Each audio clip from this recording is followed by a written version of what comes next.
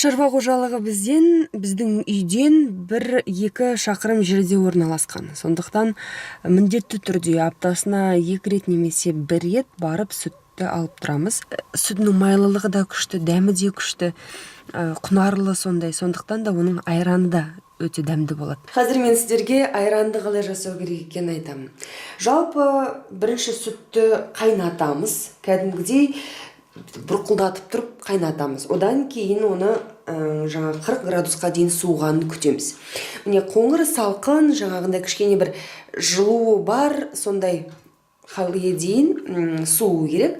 Одан кейін мысалы міне 2 литр банкідегі сүтке біз 4 қасық биос қосамыз. Неге биос дейсіздер ғой? Себебі биостың дәмі тәтті болғандықтан сүтімізде жаңағы айранымыз да бір тәтті болмайды әрине, бірақ та бір ерекше жақсы дәмді болып шығады. Сондықтан да қараңыздар қалай жасаймыз қазір біз айранды. Міне сүт көріп тұрғандай.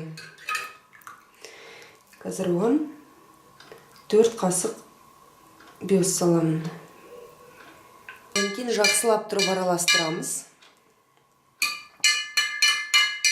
Енді бұл сүттің бетін жауып, жылы жерге қойып, жаңағы үстінен тағы да жылы көрпемен ораймыз. Сөйтіп 10-12 сағат тұру керек жылы жерде, жылы көрпенің ішінде. Бетін жауып қоймыз міндетті түрде. Сол кезде ол жаңағы айран болады. Мен сіздерге таңертең қалай айран болғанын тағы да көрсетемін. Міне 12 сағат өтті, қазір айранымызды көреміз қалай болды екен. Шынымды айтсам, маған да қызық болып тұр.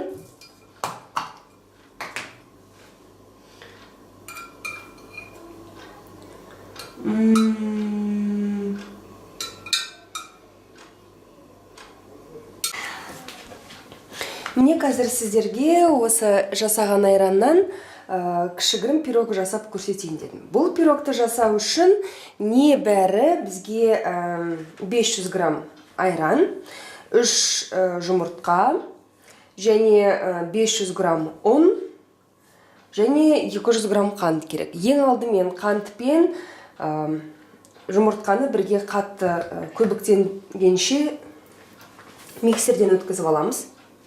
Одан кейін оған біртіндеп айран қосамыз, одан кейін оған біртіндеп ұн қосамыз. Міне, мынандай масса пайда болды. Қазір көрсетеміз сіздерге.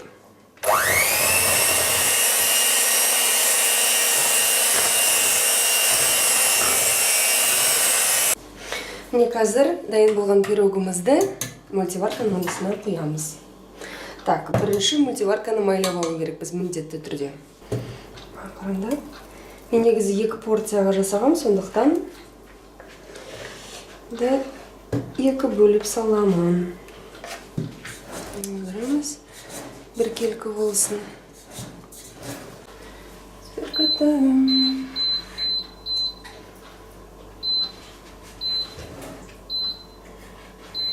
Печка.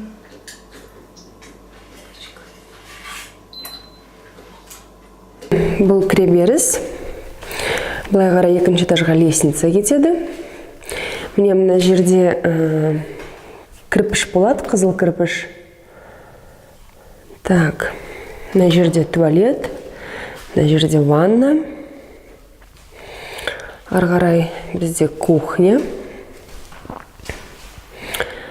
Міне кухнямыздың полының жартысын мындай кафельмен, керамогранитпен төсейміз. Себебі жаңағы міне ыдыс-аяқ жуатын жақ бәрі су болып қалуы мүмкін. Жалпы тағы да бір ең бастысы айта кететінім, кухняны салған кезде, кухняны дайындаған кезде міндетті түрде мына электричестволарға көп мән беріңіздер. Біріншіден осы электричестволарды қадағалап орындарын міндетті түрде белгілеп алыңыздар. Себебі ол өте маңызды. Мысалы, міне мынау вытяжканыкі, мына розетка вытяжканыкі. Мынау жаңағы оның астында тұратын газ плитаныкі. Одан кейін мынау столешницаның үстінде тұратын нәрселерге арналған жаңағы бірнеше.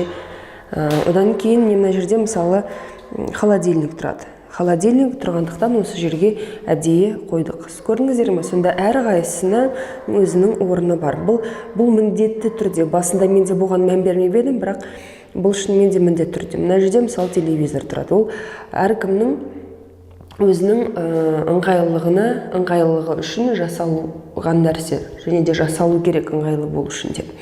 Міне мынау біздің кабинетіміз. Кабинетімізде осылай гипсокартоннан осындай қылып әдемілеп полкалар жасауды ұйғардық. Себебі бізге жаңағындай үлкен кітап салатын орын керек болды. Библиотека дейді ғой. Бізде кітап көп, сондықтан да оның бәрін жайғастыратын бір орын керек болды. Сондықтан да міне осындай гипсокартоннан полкалар жасап тастадық. Бұл біздің кабинетіміз. Міне мынау ең үлкен бөлмесі, бұл қыздарыма арналған бөлме. Жарық көп түседі. Міне. Жарық көп түседі, сондықтан да өте ыңғайлы, өте қолайлы әдемі бөлме. Лифкасы, гипсокартон, лестница, есік, терезе, оның бәрін қою, оның бәрін жасауға көп уақыт кетеді екен. Жалпы көп қалай айтсам екен, ең бастысы көп шыдамдылықты қажет етеді, шыдамды болу керек. Жалпы мен өзімнің кеңес беретінім жаңағы үйге қолданатын материалға және де жұмыскерлерге ақшаны қаражатты аямау керек. Себебі егер де жұмыскерлер дұрыс істей алмаса, сіздің бүкіл ремонтыңыз, бүкіл істеген жаңағы тіршілігіңіз, бүкіл істеген ісіңіздің бәрі еш кетеді. Себебі біздің талай көршілеріміз ремонттарын қайтадан жасап жатыр. Себебі олардың жаңағы кезінде жасаған адамдары дұрыс істемей кеткен. Енді уақыт өте келе, 5-6 жыл өте келе олардың жаңағы гипсокартондары түсіп жатыр, кафельдері ашылып жатыр. Сондықтан да ондай болмасы үшін жұмыскерге ақшаны аямау керек. Шынымен де жақсы істейтін, жақсы жұмыскерге істету керек. Біріншіден, екіншіден әрине қажетті материалдарды да өте тым арзан емес, өте тым қымбат емес, жалпы орташа бағамен де алуға болады. Бірақ өте тым арзан материалдарды алып қойып жүрмеңіздер, себебі шынымен де олар жаңағы су тисе майысып қалады, сондай бір өздерінің ерекшеліктері бар. Шынымды айтсам, жаңағы лестница жасау, терезе, есік, оның бәрін интернет арқылы қарадым, интернет арқылы іздедім. Шынымен де интернет арқылы жақсы мамандарды табуға болады, жақсы адамдармен жүздесуге болады, соларға жаңағы сеніп тапсыруға болады. Ал жұмыскерлерді бізге Құдай оңдап, жаңағы көршілеріміз, таныстарымыз арқылы таптық жұмыскерлерді. Ал материалдардың бәрін әрине интернет арқылы жаңағы көбінесе біз базар аралап, магазин араламадық. Мен көбінесе жаңағы интернет арқылы, интернет сайттар арқылы жаңағы адамдарға тапсырыс беру арқылы алып отырдым. Сондықтан да сол айтайын дегенім, тағы не айтайын. Жалпы біздің үйдің ремонтын біз жолдасым екеуміз ар ойланып, бер ойланып, әрине өзіміз не дизайнер, өзіміз не бір керемет жаңағы құрылысшы болмағандықтан дизайнерге сеніп тапсырдық. Сондықтан да дизайнер бізге ең бастысы залдың планировкасын жасап берді 3D графикамен. Хочу вот такой вот цвет. Вот такой цвет, наверное, для спальни. Да, такой, видите, какой красивый цвет. Такой цвет хочу для спальни. Так, еще есть вот такой вот цвет, думаем, в зал. Вот это вот видели же вы? Терезе жаңағы қыздарымның бөлмесіне ұқсайды. Сондықтан да қыздарымның бөлмесін осындай түске бояймын ғой деймін. Шынымды айтсам, осы түс маған қатты ұнап тұр.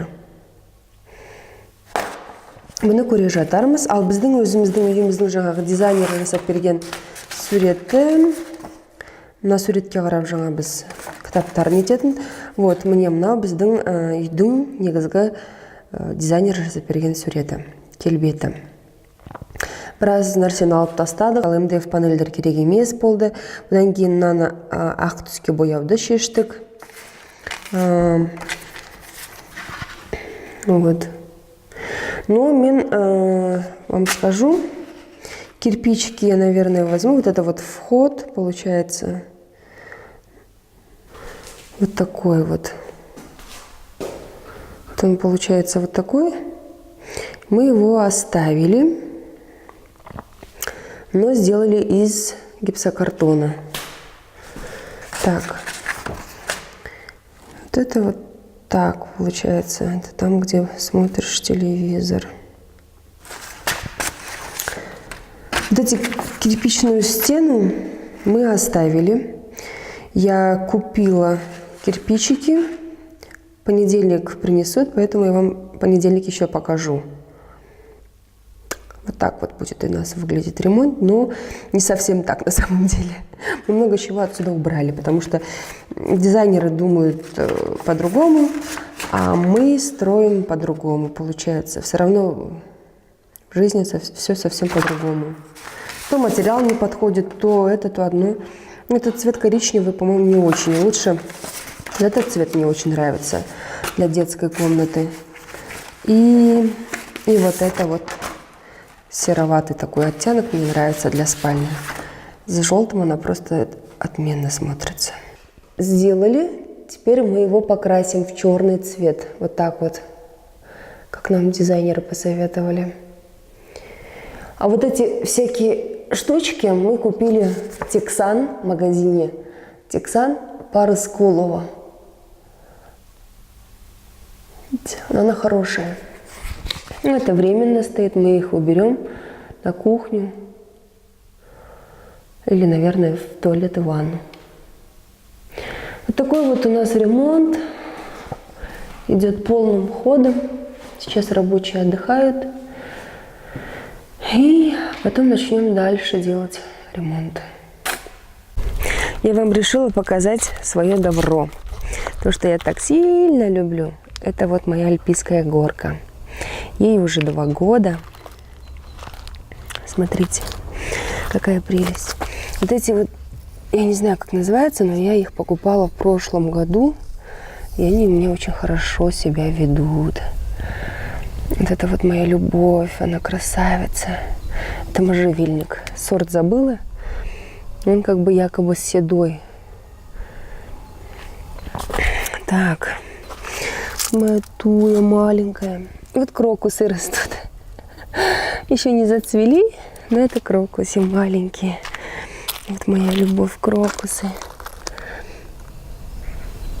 Вот это еще какое-то маленькое дерево. Өскен кезде кесіп бір қалыпқа келтіруге болады әдемі қылып. Вот, юбка. Такую горку я сама делала. Получается как? Сейчас вам расскажу. Бірінші бұның астына дәу тастарды, мынандай дәу тастарды тастадық. Оның үстіне мынандай тастардан бір 10 шақтысы кетті ғой деймін. Одан кейін оның үстін не бір 20-30 келідей құм тастадық. Оның үстін не ғана біз қара топырақ септік, қара топырақ. Одан кейін барып үстіне жаңағы тастарды әдемілеп қойдық та өсімдіктерді отырғыза бастадық. Сондықтан да менің айтайын дегенім, ешкімнің көмегінсіз ақ, ешқандай ландшафтный дизайнердің көмегінсіз ақ, ақырындап өздеріңіз де қолдарыңызбен келгенше ландшафтный дизайн жасауға болады. Үйдің үй салған кездегі қалған тастар. Мына тастар таудың тастары, қараңыз қандай әдемі. Тау секілді өздері. Өте әдемі тас. Бұл черешня ағашын мен тура үйдің алдына отырғыздым, себебі жалпы черешня ағашы үйдің алдында тұрса, вишня черешня өссе, үйге бақыт алып келеді дейді, жалпы энергиясы күшті дейді. Сондықтан да осыны тура есік алдына отырғызуды шештім. Жалпы жаман емес.